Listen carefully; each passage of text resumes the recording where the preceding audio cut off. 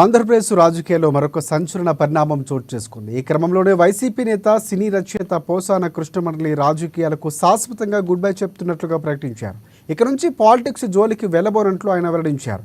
అదేవిధంగా రాజకీయాలపై కూడా ఎన్నడూ మాట్లాడబోనంటూ స్టేట్మెంట్ జారీ చేశారు. వైసీపీనే కాదు, ఇప్పటి వరకు ఏ పార్టీలోనూ తనకు సభ్యత్వం లేదని తెలిపారు పోసాని. ఏ పార్టీకైనా తాను సామాన్య ఓటరుగానే ప్రశ్నించాలని, మంచి చేస్తే వాళ్ళకి సపోర్ట్ చేస్తారని అన్నారు. తన చివరి శ్వాస వరకు కుటుంబం కోసమే బతుకుతానంటూ పోసాన కృష్ణమురళి సంచలన వ్యాఖ్యలు చేశారు.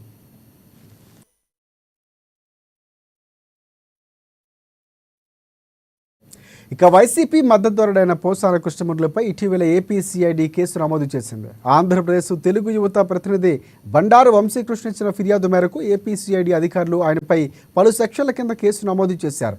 సెప్టెంబర్ నెలలో ఒక మీడియా సమావేశంలో సీఎం చంద్రబాబు వ్యక్తిత్వాన్ని కించపరిచేలా పోసాన కృష్ణమురళి మీడియాలో మాట్లాడినట్లు వంశీకృష్ణ ఫిర్యాదు చేశారు. ఆయన చేసిన వ్యాఖ్యలు రెండు వర్గాల మధ్య చిచ్చు పెట్టేలా ఉన్నాయంటూ ఫిర్యాదులో పేర్కొన్నారు.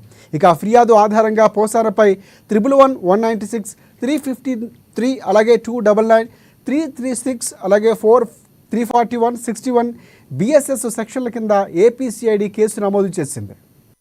నాలాంటి వాడు మాట తీసుకోలేరా మీరు? దాన్ని తిట్టాలా? దాన్ని కోర్టులో కేసు వేయాలా? నేనేమన్నా దేశద్రోహినా? కబ్జా చేశానా? కిడ్నాప్ చేశానా? రేప్ చేశానా? తలకాయ పగలు కొట్టానా? ఏమైనా పొడిచానా? నేను కిడ్నాప్ చేశానా? మీరు చెప్పండి. ఏ దొంగతనం చేశాను?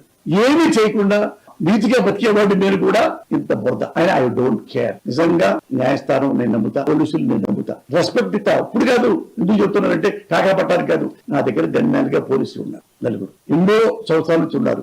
పోలీసు పేర్లని చెప్తా, పర్సనల్ గా ఎంక్వైరీ చేసుకోండి. ఎలాంటి వాడు, ఎడమెంటా, యారగంటా, చీఫెస్ట్ ఫెలో ఉన్నా, నేను ఏం తింటే వాళ్ళకి అదే పెడతా. నా కారణం కలిసి వెళ్ళిపోతా. అందరికి ఏ వ్యవస్థ నేను రెస్పెక్ట్ చేస్తా. జర్నలిస్టుని, మంచి వాళ్ళకి పాదాపు వందనం. నన్ను అన్నప్పుడు నేను అనకూడదా? నేనన్నా. మీరు ఆఫ్ ద రికార్డ్ తిట్టుకుంటారు, నేను తట్టుకోలేక రికార్డుగా తిట్టా. ఇంతే తప్ప నాలో ఏమున్నాయి దాచిపెట్టుకుంటానికి, నాలో ఏమున్నాయి నన్ను చంపడానికి, నన్ను అరెస్ట్ జైల్లో పడేసి జైలు తిప్పడానికి ఏమున్నాయి నాలో?